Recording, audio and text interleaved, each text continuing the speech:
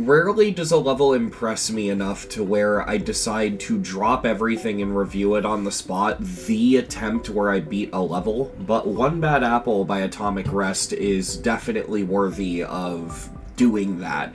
I beat this level not long ago. I literally beat it before I went to bed last night, and first thing I'm doing this morning waking up is reviewing this because, you know, I gave myself some time, and this level definitely deserves a review. One Bad Apple is the current weekly demon as of recording this, and it's also kind of popular on YouTube at the moment.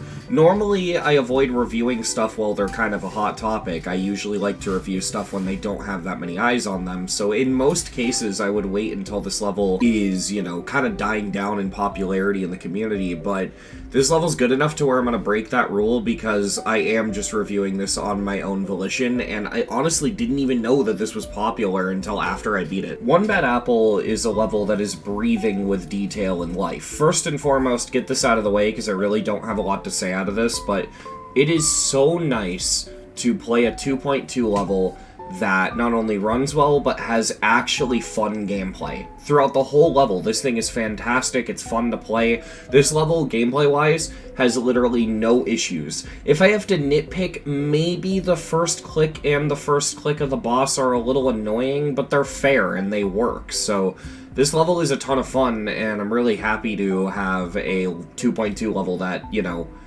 doesn't perform like WannaCry. Decoration-wise, oh my god, we have so much to say here. This level is a perfect example of what I keep talking about when I'm saying that you don't need to sacrifice the gameplay quality to make a good-looking level.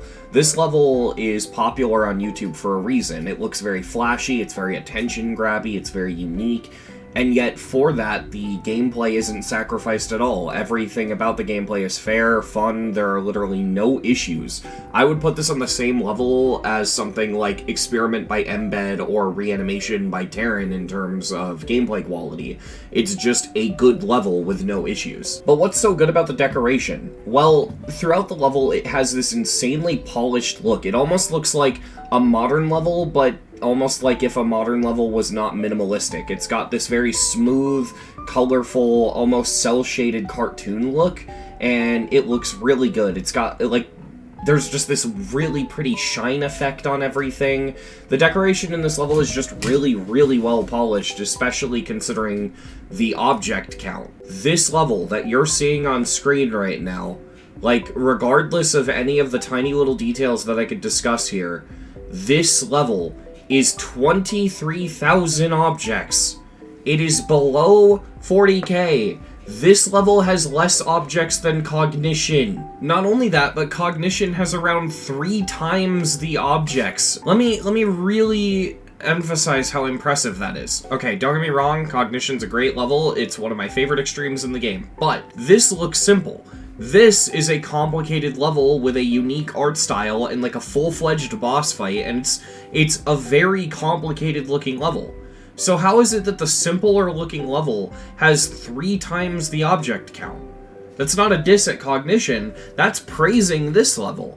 Genuinely, how do you manage to make this level so low in object count? I released a Joke Impossible level the other day called Eker Hacker version 3, and getting past the joke of this level, look at it, it looks pretty simple, right?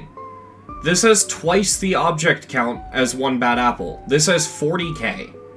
So how? Look, I know that I'm spending a lot of time on the object count. I get it. I'm dwelling on this, but, like, it deserves the praise, and it's really hard to put forward just how impressively low this is. This has to be one of the most well-optimized levels I've ever played. Theming-wise, the level has a very bizarre theme, to say the least. It's themed around this school that sinks underground and then has this, like, evil apple guy that you have to fight.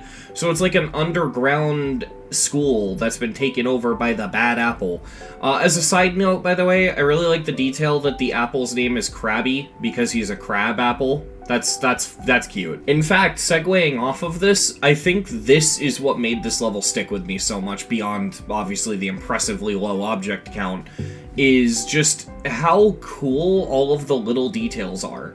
It's really easy to just make a level that looks good and plays well and call it a day, but attention to detail is a very underrated thing to discuss when it comes to levels, and there are some levels, like this one, where there are these small things here and there that did not need to be included, but the fact that they were just added so much, and it shows a general level of care in terms of the level's creation. For example, right after the beginning of the level, there's this cutscene where this hand comes in and fucking murders the ball game mode. It's dead. It's actually dead, and I'm not saying that to be funny, I mean it is dead. There is not a single ball section after this part of the level. Honestly, jokes aside, it genuinely is really good attention to detail, because it'd be very easy for this to just be a transition effect and nothing more, and for the creator to just not think and throw in another ball section, but that extra attention to detail goes a long way. This is also just a small thing that I want to point out. I know that this is apparently very easy to do in 2.2, but I haven't seen a lot of major examples of it, so I want to praise it here. This level has an opening cutscene. When you first boot up the level, it plays this animation of the school sinking into the ground, and then you start. But what I like about this level is that when you die, it actually starts you at the beginning of the gameplay, rather than making you sit through the cutscene every single attempt. A very small thing, but it does a lot to boost the enjoyment rate of this level when you beat it. The boss fight itself is also very solid. There really aren't any issues with it. The only bit of struggling I really had with the boss fight at all is the attack where he throws the pencil into the ground at the very beginning of it. For some reason I had a hard time dodging that, but pretty sure that was just a me thing. It's not hard at all, and it's very well indicated. I really like the attacks in the boss fight as well, though, because they do something on a broader scale I like, and that's another thing that I like about this level, is that it's one of those levels that holds its theme very well. Throughout the entirety of the level, the theme of the level is that this is like an underground school that's been taken over by this weird apple thing, right? And that theme is persistent throughout the entire thing, down to the point that most of the boss's attacks are throwing school supplies at you. I especially like the one where he reaches into a backpack and throws a bunch of paper at you. That's just really cool, genuinely. From the strong theming, to the amazing decoration, to the insane optimization, to even just the gameplay itself being really satisfying and fun, I'm legitimately trying to think of complaints, and there are none. Like, I have no criticism to give this level, it's just good, right? There is no issue with this level whatsoever, and I am genuinely blown away. I think this is, so far, the best 2.2 level we've had so far. Hell, honestly, broadening our scope, this might just straight up be one of the best levels in Geometry Dash. I am absolutely blown away.